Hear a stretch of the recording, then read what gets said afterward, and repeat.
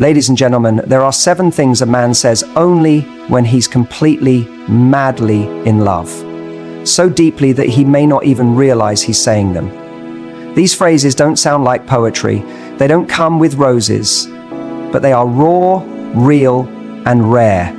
And if you've ever wondered whether someone truly sees you as the one, this might be the moment you finally get your answer. Listen closely, because these are the quiet truths no one teaches you to know. When someone truly loves you, they don't always show it in flashy declarations or dramatic gestures. Sometimes the purest expressions of love are quiet, almost invisible to the outside world. One of the most powerful is a simple phrase, "I've got you." These 3 words carry weight far beyond their length. They don't just comfort, they ground you. They mean that no matter what life throws at you, someone is standing behind you, beside you, with you. When they're happy, when you're loved, when someone is with you, someone is with you. There's no need to question their loyalty because they've already proven it through their presence. In times of stress, sadness, or fear, this phrase becomes your emotional life raft. It tells you you're not alone. And it's never said to just anyone, only to the one whose pain feels like their own. This phrase is often underestimated because it doesn't sound poetic or overly romantic. It's not the kind of thing that gets written in a love song or posted with a heart emoji, but it's deeply intimate. When someone says, "I've got you," they're stepping into a quiet but powerful promise. They're not offering to fix everything, and they're not pretending to have all the answers. What they're doing is even more meaningful. They're choosing to carry some of your burden with you. That choice speaks volumes about where you stand in their life. They've taken a step past infatuation, beyond surface-level affection. They're investing in your emotional safety, and they're doing it without needing credit or recognition. There's something sacred about being someone's safe space, and this phrase reflects that sacredness. It doesn't show up on the first few dates or in casual flirtation. It appears after trust is built, after vulnerability has been exchanged. It comes from knowing you, not just liking the idea of you. It says, "I see your scars and your stress and I'm not running." In fact, it says, "I'm staying because of them, not in spite of them."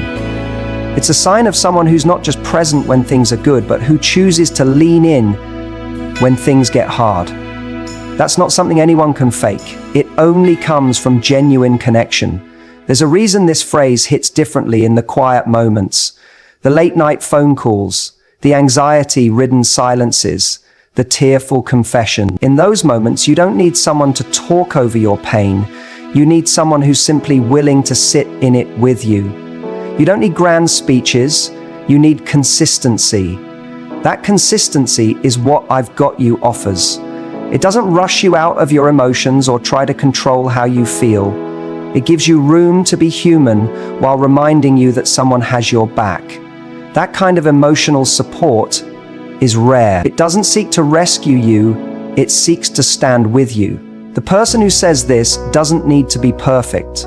They may not always know the right thing to say or do, but their intention is clear.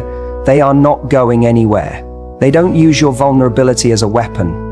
They treat it like something sacred, and when they say "I've got you," it's not just for the moment, it's for the long haul. They're saying, when things fall apart, I'll still be here. And they're saying, even when you're not okay, I'm okay with that. That level of emotional endurance is something many crave but few ever receive. It's one of the clearest signs of deep, committed love.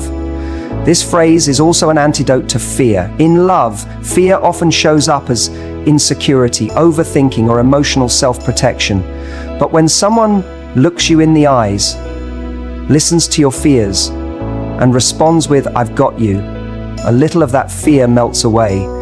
You start to believe in the possibility of safety. You stop waiting for the other shoe to drop, because someone has just made it clear they're not planning to drop it.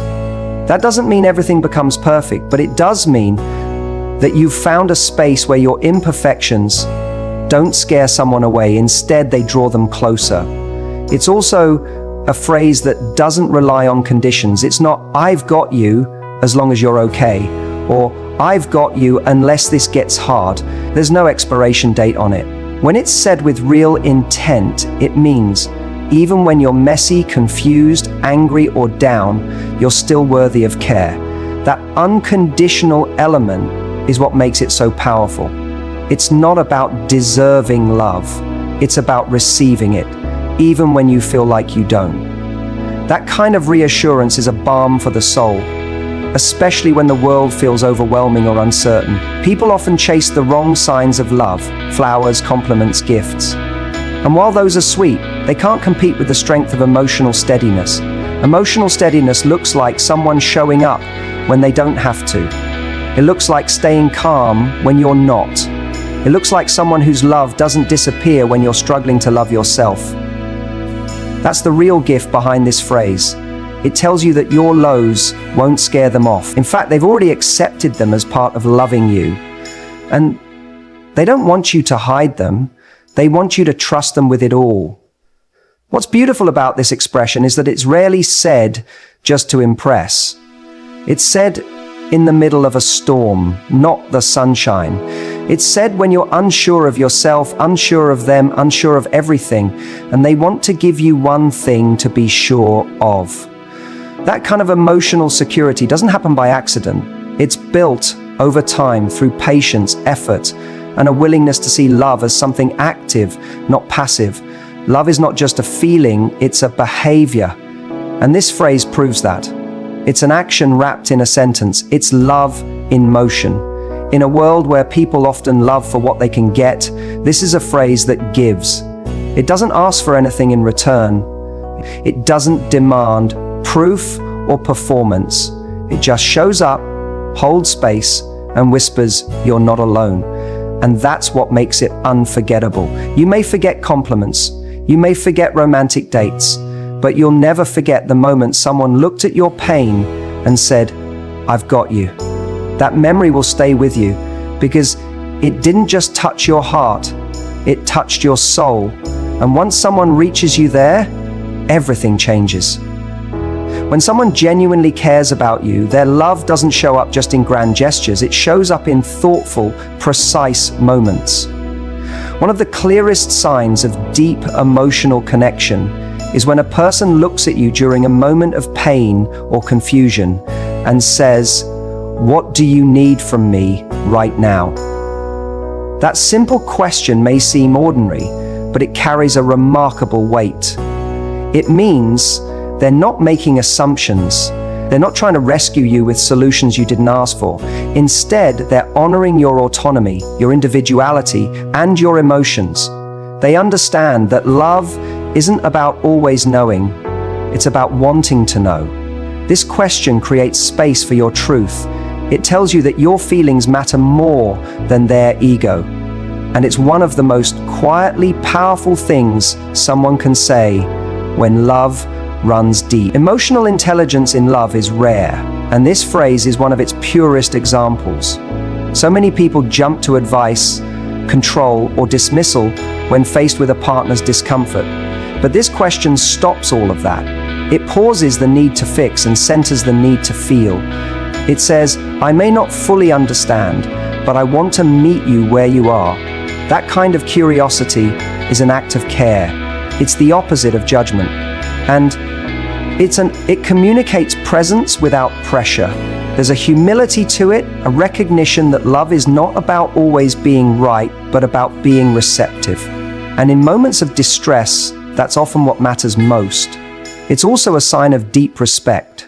When someone asks what you need, they're saying, "I trust you to know yourself better than I do." That might seem subtle, but it's profound. Rather than assuming they know best, they defer to you.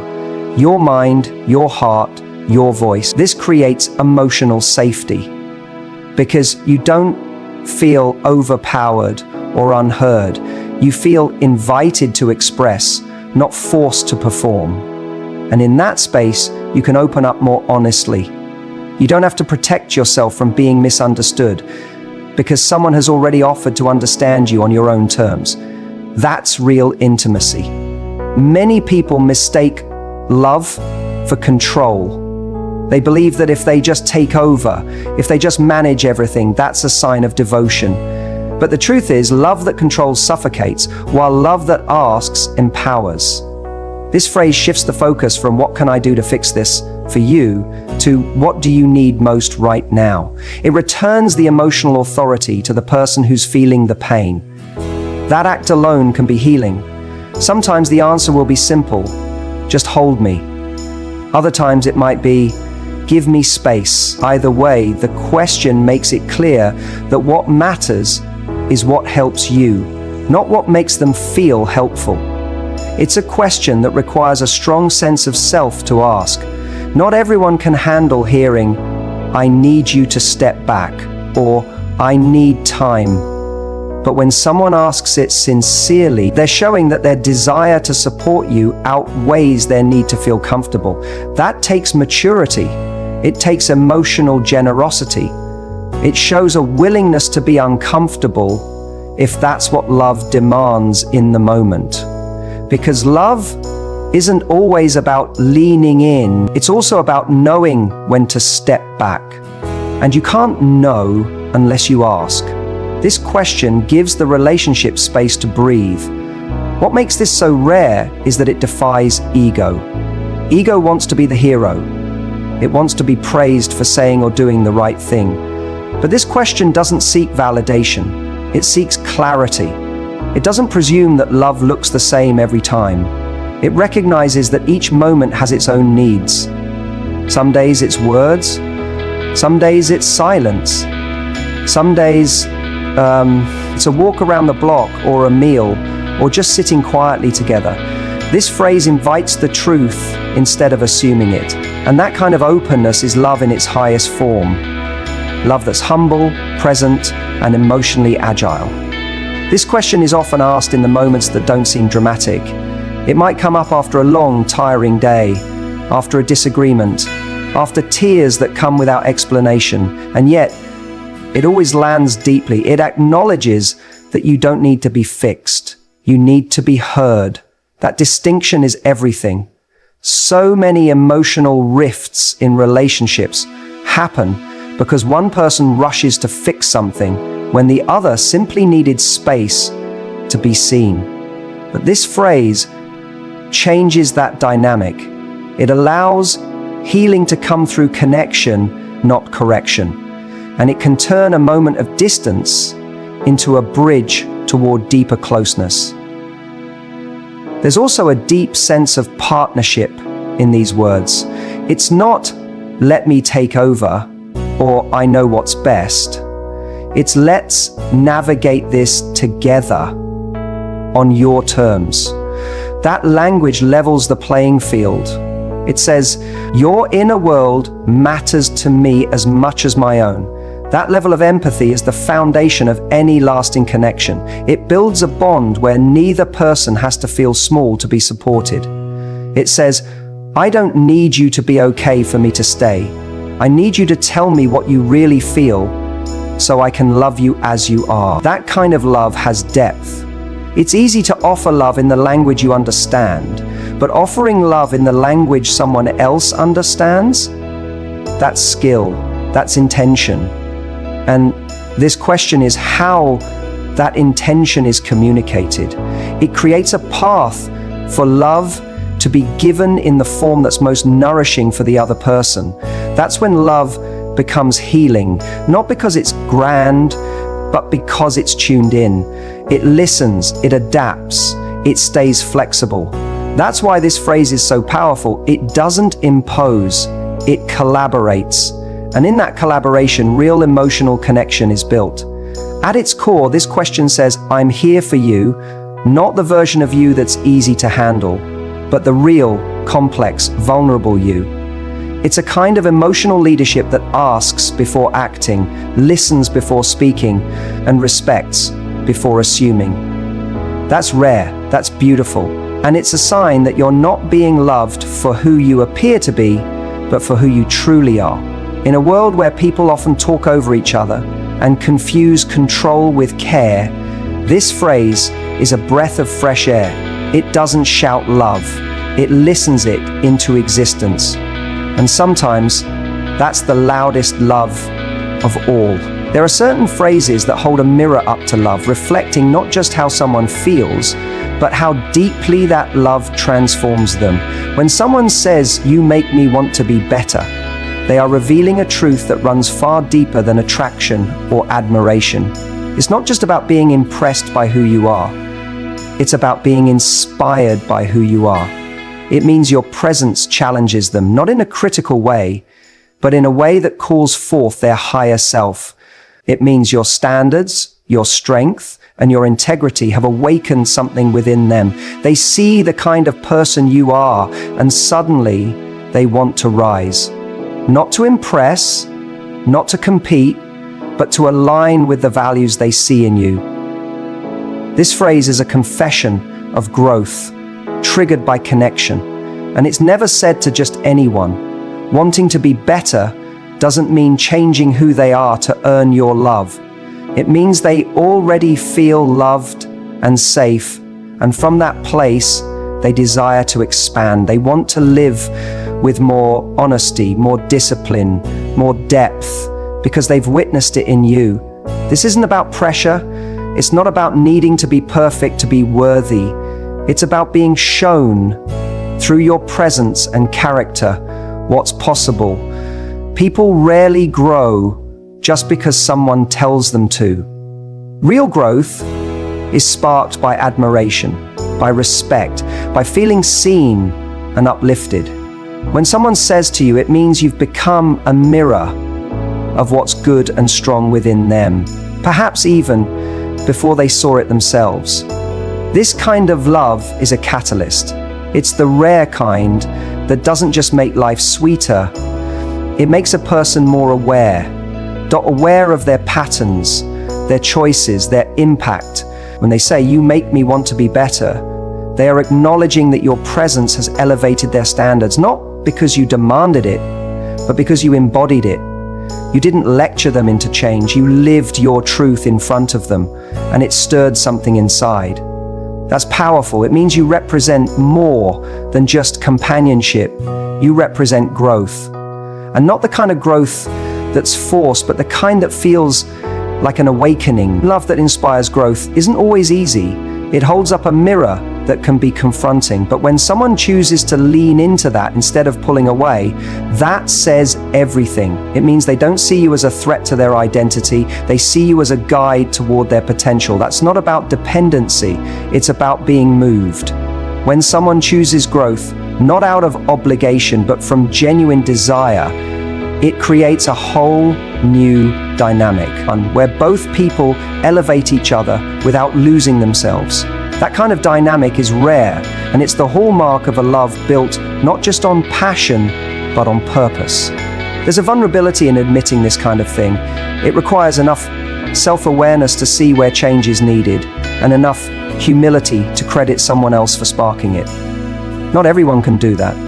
Many people would rather stay in the comfort of their habits than face the discomfort of becoming better. So when someone says this to you, it means they've looked at their life and your impact on it and decided they want more. Not more from you, but more from themselves. That's a powerful turning point in any relationship. It's when love stops being just about connection and starts being about evolution. This phrase also shows a deep emotional trust. When someone is willing to admit they want to be better, they're acknowledging their flaws. And doing that in front of someone they care about requires courage. It means they feel safe enough to reveal where they fall short. It also means they trust that your love doesn't demand perfection, it encourages authenticity. There's no shame in not being finished. There's pride in being willing to begin. And if you've created that kind of emotional environment where someone can strive without fear, you've done something extraordinary. Being the kind of person who makes others want to grow doesn't come from perfection. It comes from integrity. It's not about having all the answers. It's about living in a way that reflects clarity, compassion, and purpose. People are drawn to that. And when they love someone who lives that way, it rubs off. It makes them look at their own choices, not out of guilt, but out of desire to live more intentionally. That's the essence of what this phrase means. It's not about becoming someone else, it's about becoming the best version of themselves, inspired by your example. Growth-based love also creates a different kind of closeness. When someone is actively trying to be better, not to gain love, but because of love, it creates trust.